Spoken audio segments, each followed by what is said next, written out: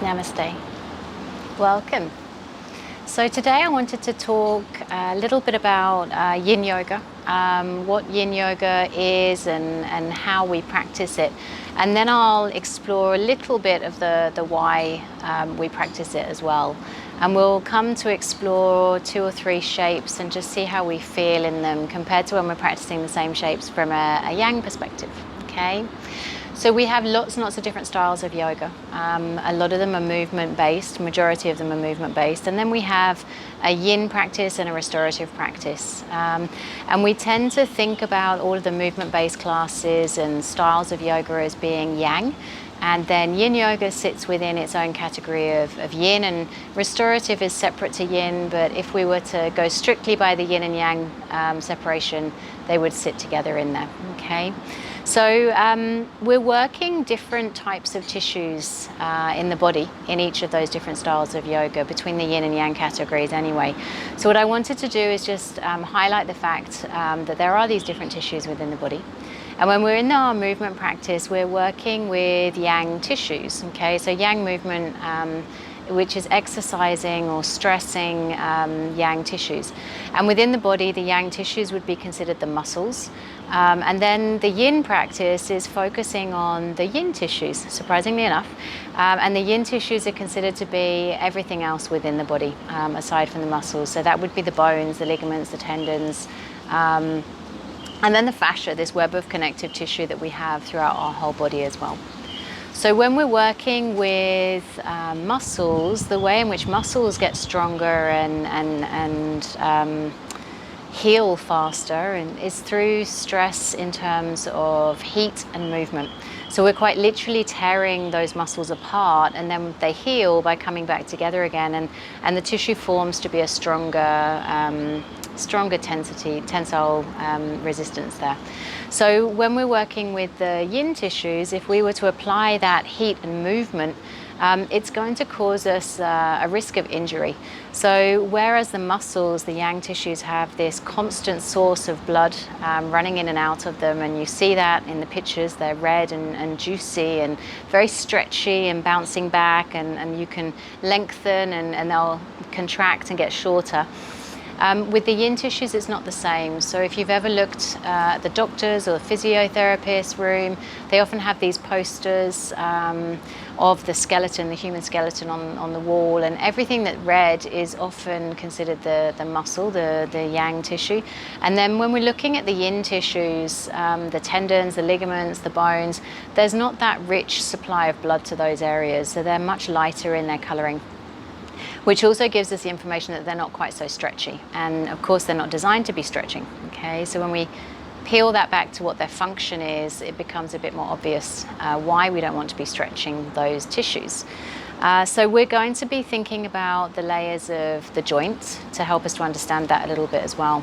So we have 3 layers to a joint, and the joint is where 2 bones come together. So for example, we have the humerus and we have the ulnar and radius down here, and this joint here at the elbow is a hinge joint, okay? And connecting all of these bones together is ligaments. So the ligaments' job is to connect the bones together. So we've got ligaments at every single crossover point in the body, literally holding the bones together. And then we've got the attachment of the muscle, the yang tissue, into the bone by what we call a tendon. So the tendon attaches into the muscle, and then it becomes like a sheath, a protective sheath that then attaches into the bones as well. And there's lots of points in the body where those muscles connect to tendons, which connect to bones. And their job is literally connecting the yang to the yin. And while we want the muscles to be working, that's what helps to move the bones. The tendon's position in the functional remit of things is still protection. So ligaments and tendons are making sure that our joints are stable. So we definitely don't want to be causing them unnecessary stress. And then in amongst the muscle, we have fascia and connective tissue, okay? So first layer of the joint is the bone, considered to be yin. Second layer of the joint is ligaments and tendons. And then the third layer of the joint is the muscle. So two areas that are considered yin rather, and then the third one is yang. And then in amongst the muscle, we have fascia or connective tissue. So we're never really isolating, in our classes, we're never really isolating the muscle from the fascia entirely. There's always that connection point. In fact, there's about 30% of the muscle is made up of fascia. And that's a whole other topic, so I'm not going to bore you with the detail of that right now. But when we're working with yin, there's certain ways in which we practice so that we give the muscles time to relax and we can access the yin tissues beneath the yang a little bit easier. Okay, so 3 layers to the joints, yin and yang tissues, and we exercise the yin and yang tissues differently. So if we think about the function of those ligaments and tendons holding the skeleton or joining the skeleton, the bones together to form the skeleton, we want them to be strong and we want them to be stable. We don't want to be stretching them, which is why they have a different quality. They're not so elastic as the muscles, okay? So we exercise the joints, which is necessary to a certain extent. We exercise the joints with stillness so that the muscles relax, and we exercise the joints with the use of gravity, time and gravity. So nothing dynamic or heat-inducing like we do with vinyasa or ashtanga, for example. And then all of this connective tissue and fascia, it's a network of fibers and tissues all the way through the whole body. So if we're not mobilizing those tissues, and we're not able to hydrate easily, and given that those tissues are absorbed in amongst the muscles, they're wrapped around every single muscle fiber. They're wrapped in between the joints, they're wrapped around our organs, they're holding our organs in place, working with our digestive system, if you can picture all of the organs in here as well. If that tissue is not being moved in all of the different ways that it can each day, the tissues get tighter and tighter, so the fibers get more and more thick, and it becomes like adhesions. So what we're doing in yin is trying to remove those layers of adhesions on a regular basis so that we hydrate the tissues, which then allows the layers of fascia to glide over each other effortlessly. Okay? And then that creates space for our organs to function properly, for us to be able to move in all of the directions that we want to. And one of the reasons I'm a big advocate of practicing vinyasa and yin is that I like to think about the yin practice as creating some agility or space or hydration around the joints so that I have my fullest range of motion around the joints. And then I like to do the vinyasa practice to strengthen the muscles. So the muscles, remember, are moving the bones and they're also stabilizing the joints. And we want, if we were to ever be in a situation where we were facing an accident, for example, we want the muscles to be the first thing that is defending the body, because the muscles heal much more quickly than what's underneath them. Okay, so it's really important that we're strengthening the muscles, protecting the joints from the outside in, and then I like to think about creating mobility and space in the joints from the inside out as well. And then that leads us to that age-old question, is yoga enough? And that's another topic as well. But I believe in strength-based movement as well as that stillness aspect. Okay, so those are the difference between the yin and yang tissues. Those are the differences in terms of how we exercise between those areas as well. Now I want to just give you an idea of what we're doing with the body. So I always like to refer to the finger test. So when the muscles are engaged, they're protecting the joint. I mentioned that before. And I want you to think about the finger. So right now my muscles are relaxed. The finger is super bendy and flexible, right? As soon as I engage the muscles of my finger, so that involves lots of things happening in my forearm and up around here and of course up here. If I then take my finger to the finger with those muscles engaged, I can't move the finger at all, okay? So those muscles being engaged are protecting the joints of my fingers and my knuckle area here as well. So the muscles are doing their job. Now, when I give the muscles a little wiggle and invite them to switch off and relax, and then take my finger to the finger, you see how much I can move the joint, okay? So I have access now to the tissues in between the joints, and it gives me that full range of motion. So muscles engaged means that I'm not accessing the joints, I'm strengthening muscles. Muscles relaxed means that I can access the tissues of the joints, okay? Remember, we can never entirely separate whether we're working just fascia or just muscles because of that interconnective wonderful thing that this body is. So I wanted to think about why we practice yin. A lot of people come to the practice for an introduction almost to a meditative practice. So we're holding the shapes for 3 to 5 minutes and we're sitting in stillness. And what's interesting is when you're teaching the class, sometimes people will come to a 60-minute class and they'll be okay with sitting quietly and still for 60 minutes because it's broken down into 5 minutes of poses each time. And then if I were to say to people, okay, right, we're going to do a 60-minute meditation class, the reaction's not quite the same. So people would be a little bit nervous about that. But when we think about each of the shapes as being just a 5-minute practice or 3 to 5 minute practice, that suddenly seems a bit more manageable for our mind to start to be okay with sitting still for that long. Sitting still is a challenge for lots of us, okay? And then a lot of people will come because they have discomfort in their body and they're trying to explore and find space in the areas where there's discomfort. And the practice of yin, by being still, actually gives us time to sit in some of these shapes and really notice where we're tight, where there are challenges physically in the body, whether it's on the left side or the right side. And then what I love about the practice is that it also gives us an insight into our mind and body connections. So sometimes it's the shape is obviously the same each time, but it's how we react to the shape each time we meet it that changes. And that will give us some insight into how we're reacting to things on that day. We can find ourselves in stillness and think that our mind is able to switch off and relax. But actually suddenly we go off on this little journey in the mind, or our to-do list appears and that's our focus. So it's really interesting to be able to sit still for periods of time and just notice what's happening physically in the body, mentally. And then another form of the practice is to follow the breath, to be aware of how we're doing with the breath. So we know that when the breath is short and shallow, our mind is a bit more preoccupied perhaps, and we're in that fight or flight mode. When the breath is just reaching down to the chest, we're prepared always for stress coming. And so many of us spend so much of our day and time in this position waiting for something bad to happen, okay? And when we start to slow down, we put ourselves into these shapes and we come to a place of stillness, that's when we start to let the nervous system and the brain, via all of the network of nerves and fascia pathways in the body, we start to let the nervous system know it's okay to relax, we're safe, everything's okay.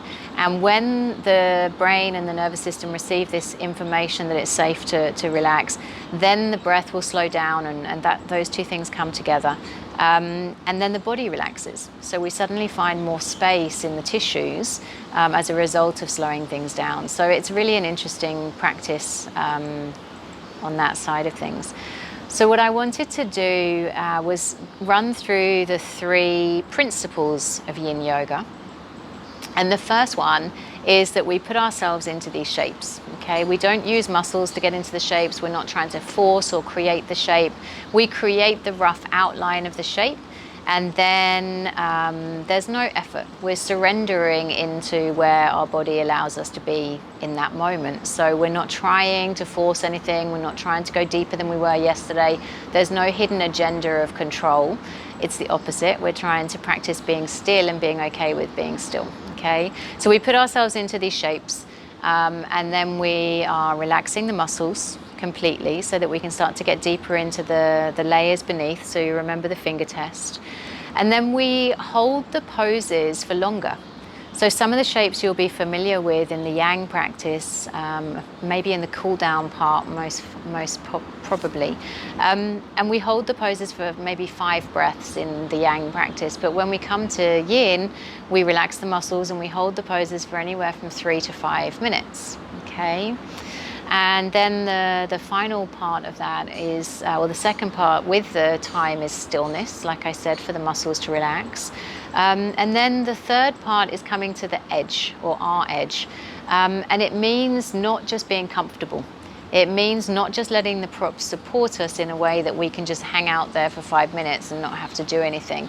Part of the practice is about being comfortable with the unknown, being a little bit kind of getting used to that idea of being comfortable with discomfort or in discomfort. So it doesn't mean pain. Pain is very different to discomfort. And oftentimes our body will let us know when we're in pain because we just have to leave. We have to get out of there. So we're putting ourselves into shapes, finding stillness, holding the shapes for 3 to 5 minutes. And then we're trying to get to the edge of our comfort zone. So that means not just staying exactly where you were when you started. So exploring as the minutes pass by, if there's a little bit more room in the tissues around the joints and around the muscles and the organs to allow you to go a little bit deeper into your shape. Okay, not from a forcing perspective, just time and gravity allowing you to do that. So what I wanted to do was put us into some of these shapes, just a couple, so that you can feel how it feels to be doing them from a Yang perspective, and then you can see how it feels to be doing it from a Yin perspective.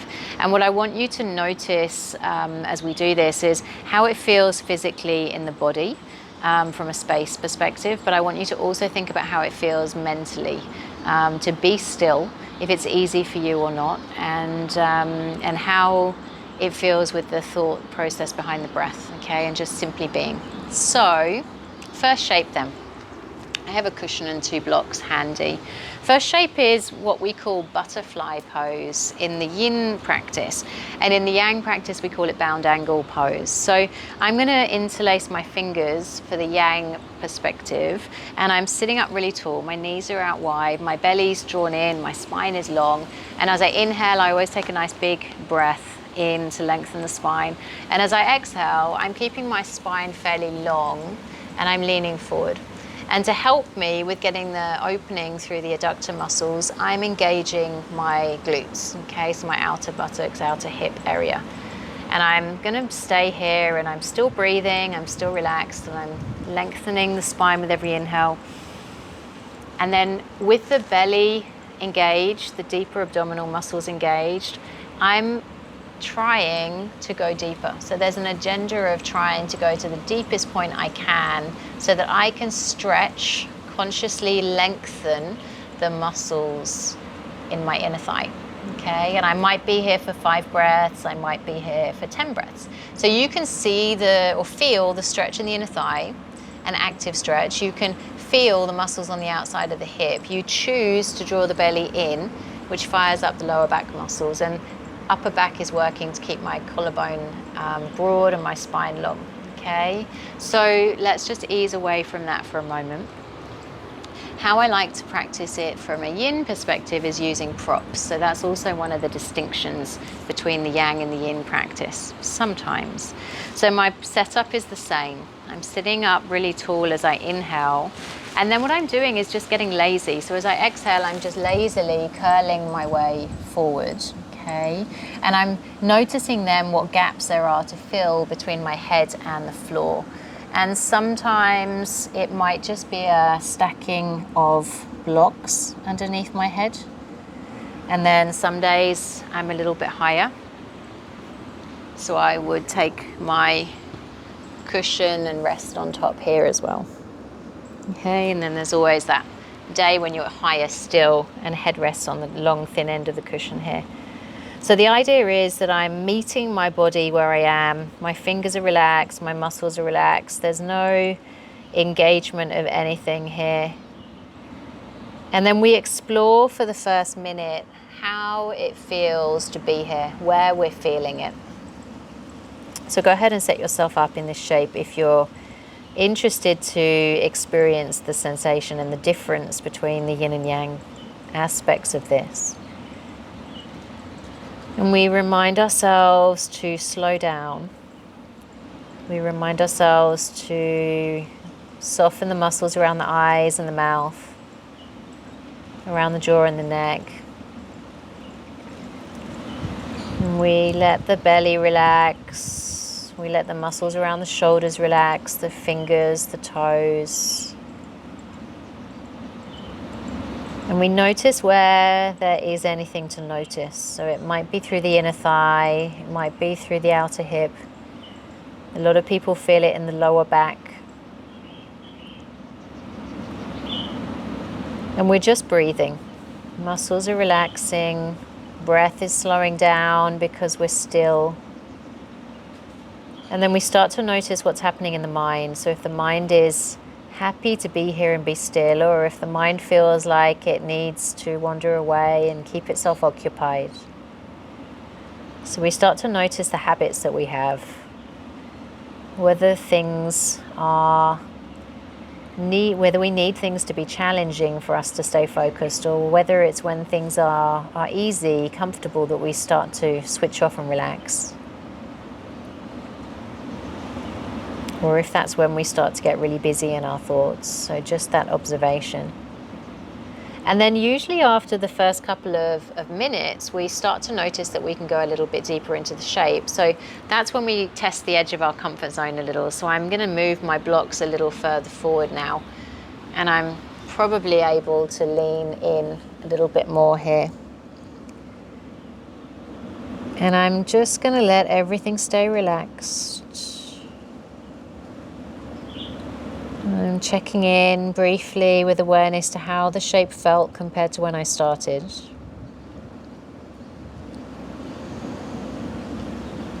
And I'm inviting myself to observe and notice if there's any areas that I need to relax further into.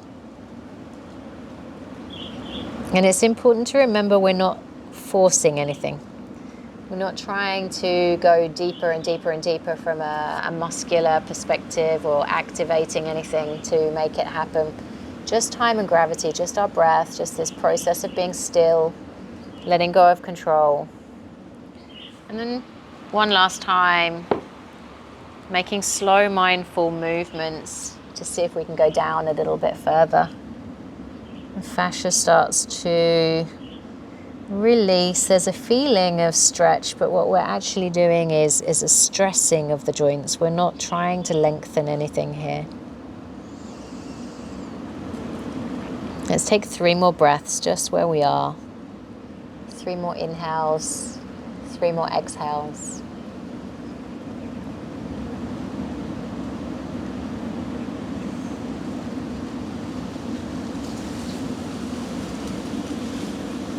And when the third breath finishes, just slowly rolling yourself up vertebrae by vertebrae. And we move really mindfully between the shapes. So that's another thing that we want to keep in mind. So we help ourselves to come back into center.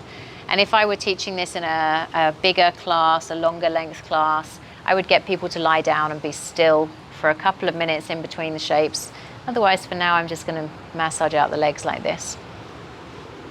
So then one more shape that I want to practice, or invite you to practice, is pashimotasana versus caterpillar pose. Okay, so pashimotasana, you'll be familiar with seated forward fold. So we're going to be sitting actively to begin with, toes pointing towards us, which engages the muscles of the quads and lengthens through the hamstrings here. The belly's drawn in and lifting up, spine is long. And I always start this with arms up overhead. And on my exhale, I'm leaning forward, hinging from the hips, and I'm using the core to help me to get into this. So between my core working, my hip flexors and quads working, I'm finding some length here. And my collarbone is broad, back is as straight and strong and long as I can make it. And I'm really keeping those toes active so I can feel the muscles working. And there is a lengthening process happening through the back of the body. And in this way of practicing, when we engage or contract on the front side of the body, we're lengthening on the tissues on the back side. Okay, So that would be the yang perspective, and we'd be there for 5 to 10 breaths as well. Sometimes teachers will do that for longer. However, when we're practicing this from a yin perspective, rather than being really active here, what I like to do is just let the legs relax. So my feet fall outwards, some people will fall inwards, super relaxed, nothing happening here. And my props are nearby. I sit up nice and tall on an inhale, and then I just get lazy. So it's like permission to slouch, and I'm curling through my spine. So you can see from the side, it's a different angle to my spine than when I'm trying to reach and lengthen. So here I am getting nice and lazy, and legs totally relaxed. You see my feet fall out to the side. And I'm filling the gaps between the head and the ground. And some days it might just be blocks. Okay, so that can feel really good. We want to make sure the muscles here stay relaxed. And then other days, I'm going to have my props. And you can join in at this point if you're practicing at home. I'm going to have my props either side of my body here to relax into. Okay. And then there are days when it feels really good to just be a little higher for whatever reason. Okay. So what we're trying to do is meet our body where we are from day to day, moment to moment. And this can be a really nice practice to remind the ego to just take a break. Meeting yourself where you are, surrendering into what is, and letting it be okay to be exactly where you are. And sometimes that can be the hardest thing for us as humans. We want to shape, we want to control, we want to know what's coming next.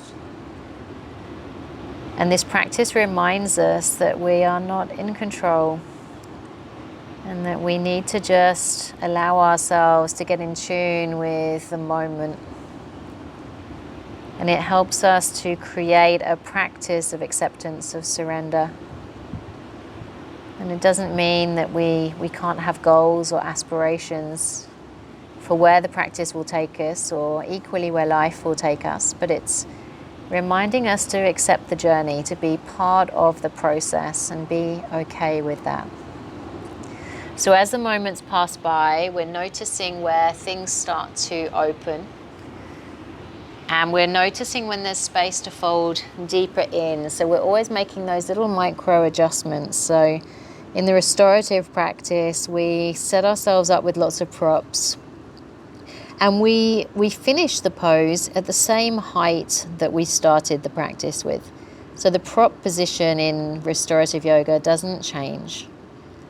And in the yin practice, we are slowly adapting our props to suit where our body is in that moment. Okay, so there is that subtle change, but it's a very relaxed, subtle change. So no forcing, no controlling, no muscle engagement. We put ourselves into these shapes, we come to stillness, the muscles start to ease away from being fired up and ready to go. Breath slows down, nervous system relaxes, brain receives the signal that everything's okay, and then we find space. And this is when the practice starts to get really interesting. So let's take one final minute here and just see how we're feeling, both physically but also mentally. So notice how your body feels compared to when you started the shape. And what's really nice about the practice of yin is we get to notice that super floaty, relaxing feeling of having let go of what we're holding on to at the end of the practice. There's always that nice feeling of just having slowed down, of gifting ourselves time to release, to pause, to let go of that control. So let's take 3 more breaths.